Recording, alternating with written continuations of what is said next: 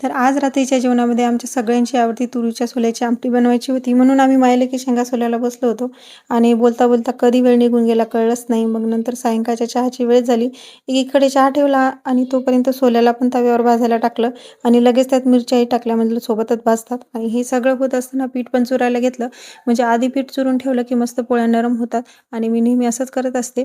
मग निवांत बाल्कनीत बसून चहा घेतला आणि मिक्सरमधून फिरवलेली आमटी तरी मला आवडत नाही, म्हणून मी नेहमी खलबत्त्यातच पेस्ट बनवून घेत असते आणि खायला बसल्यावर चवीतही फरक जाणवतो. मला जास्त बारीकही आणि जास्त जाडही पाहिजे नव्हती पेस्ट. थोडे सोल्याचे तुकडे दिसतील अशी पेस्ट तयार करून घेतली आणि मिरच्यासुद्धा कुटून घेतल्या.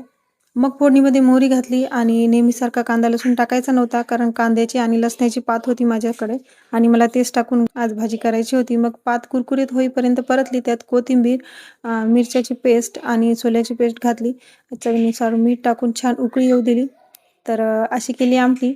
अर्धा स्वयंपाक तर झाला होता, आता फक्त पोळ्या राहिल्या होत्या. पण नंतर मला थोडंसं बाहेर जाऊन यायचं होतं, तर तिकडे जाऊन आलो आणि अशी केली आमची सायंकाळ. तर भेटूया पुढच्या व्लॉगमध्ये. तोपर्यंत बाय बाय.